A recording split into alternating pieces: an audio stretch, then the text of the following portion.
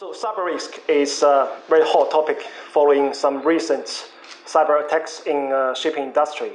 There are lots of things to talk about in cyber risk, but today I'm just going to focus on the insurance cover and what ship owners should do in terms of cyber preparedness.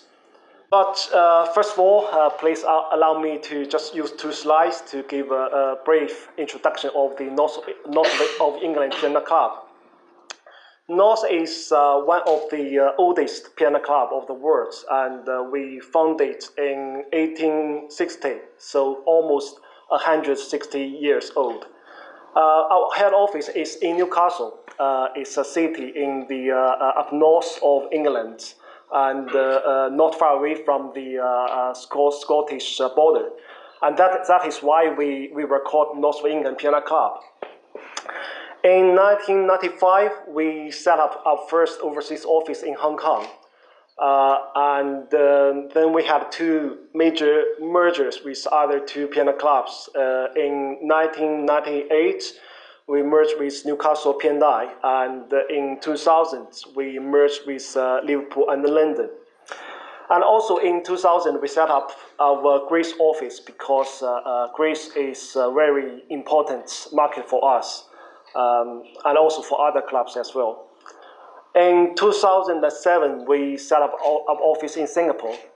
Now Singapore is already our biggest office in Asia Pacific area because of the development in Singapore. And because Asia Pacific is such an important area for us, we have opened another two offices in this area. Japan is in 2012, and the latest one is in China, is in Shanghai in 2016. And another important milestone is in 2014, we merged with Sunderland Marine, who are a smaller mutual club and specialized in fishing ships and fishing farms. And that would enable the North Group to be further diversified and make us to be able to offer more insurance products to our members and potential members.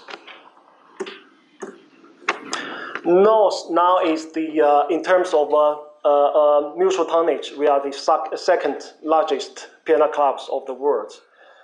We have got owners entry of 140 million GT, and on top of that we have 55 million GT for charters entry. North is also financially strong. We have got S&P capital rating of 333, which is the highest rating. Okay, let's get back to cyber risk. So what is cyber risk? I've got a definition.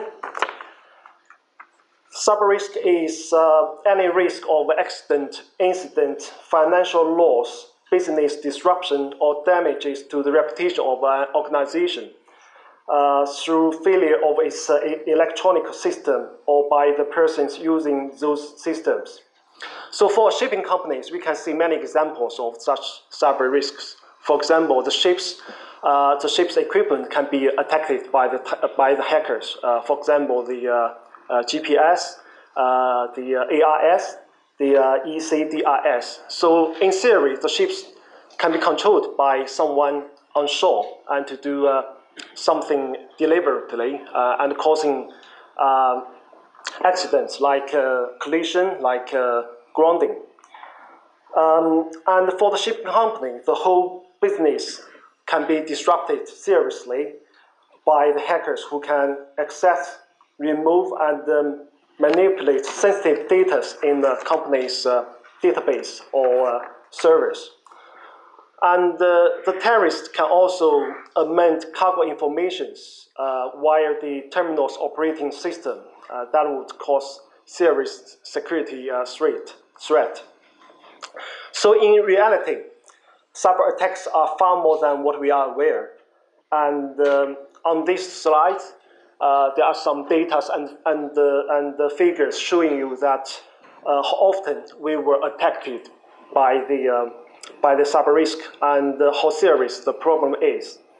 And the biggest problem is that not many of us are really aware of the seriousness of the problem, and not many companies have a sophisticated system to protect themselves. So the bottom line is that we need to make sure that you have insurance cover to protect you in case something like that happens.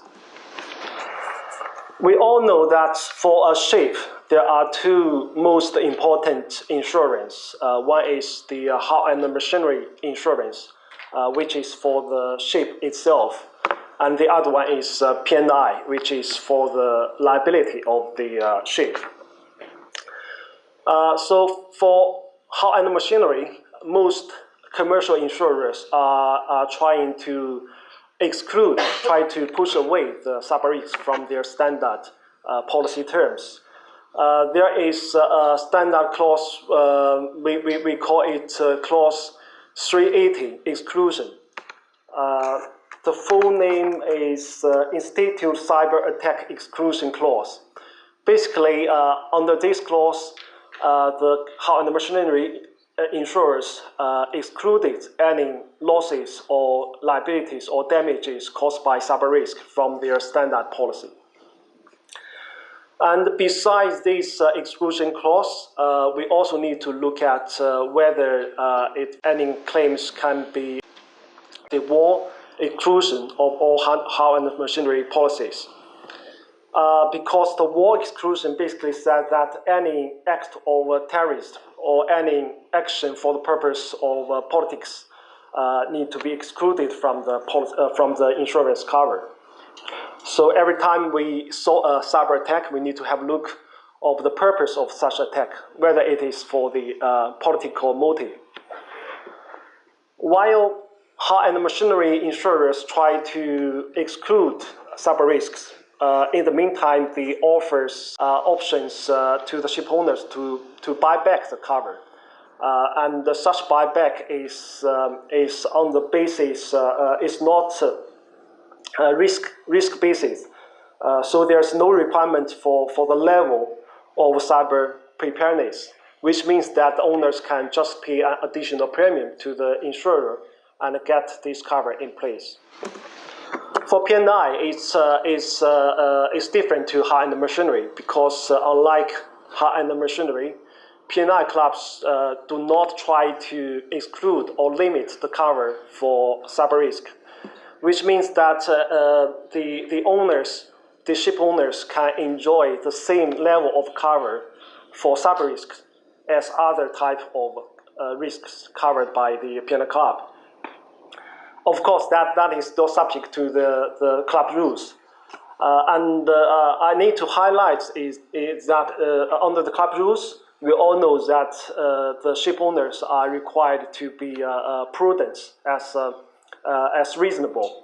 And the ship owners, because the P&I cover can be prejudiced if the ship owners fail to take reasonable steps to avoid foreseeable risk and liabilities.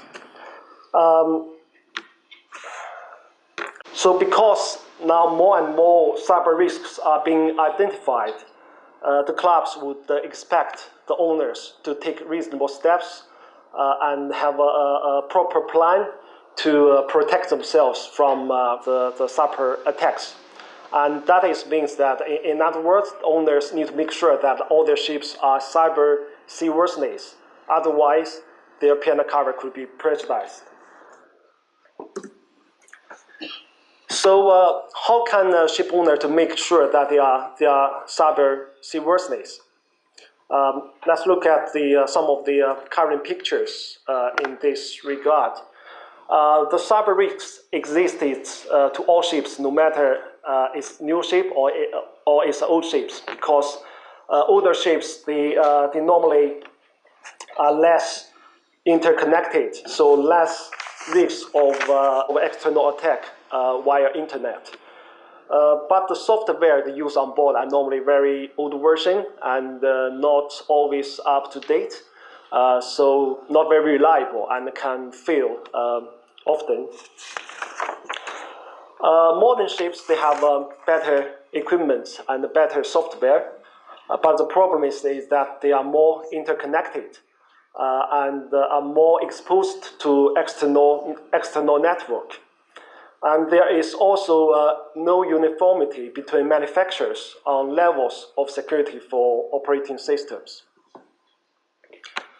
For tanker owners, we all know that the TMSA, which is the Tanker Management Self-Assessment Program, now they require the tanker owners to respond and to address cyber security, and that is necessary for them to get the oil major approval. So now for tanker owners, that is something they have to look at. And for other ship owners, there is a requirement for the cyber security and preparedness to be a part of their ISM system in 2021. So by that time, all other ship owners also need to have a very comprehensive program to look at the cyber risk. But does that mean that the owners don't have anything to do now, rather than just wait until 2021? The answer is apparently no, because following those well-known cyber attacks in shipping industry, shipping cyber risks are already apparent to all ship owners. So any prudent ship owner should take reasonable steps to take actions as a part of their actions to make sure their seaworthiness. Otherwise, we will probably see lawyers bring claims against ship owners in the near future and asking what steps or procedures did you have in place to prevent or minimize these sort of things happening. Because if you cannot prove you have done what you have done necessary, you may lose your defense to the claims. So let's say, as a club, what we can suggest to owners and what recommendations we can provide. First of all, I would strongly suggest to look at our website. We have a cyber insights area on our official website with lots of articles and other resources prepared by our loss prevention department.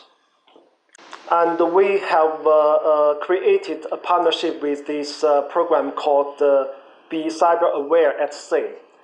We have a video on our website to introduce what you can achieve from this program.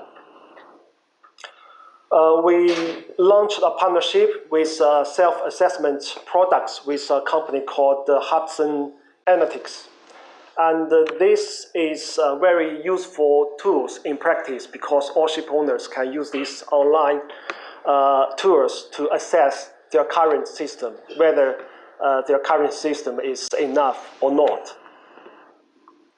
We are also investigating opportunities to collaborate with other parties like CSO Alliance on an information exchange platform.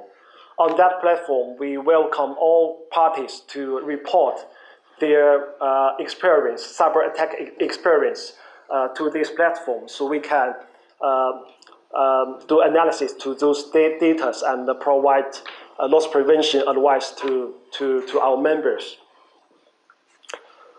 We would also welcome moves by classification societies to develop relevant guidelines to cyber preparedness. So far as we are aware, I think DNV and the ABS are looking at that, so I presume CCS is also looking at this field. Although I think the classification normally look at the new buildings, but I think the framework they develop is useful for the whole industry. Right, so before I finish, I'd like to provide just a very brief summary of what I just said. Cyber risk are normally excluded under the standard high-end machinery policies, but there are options to buy back by simply pay an additional premium. Under P&I, there's no such exclusion, but owners need to make sure that they have been acted reasonably and prudently. And there are all reasons for owners to take actions sooner rather than later to get their ships cyber preparedness immediately. And for more information, you can find a lot of useful information on our website. So I would suggest everyone to have a look and see whether there's anything useful for you. So that's all what I want to say. Thank you.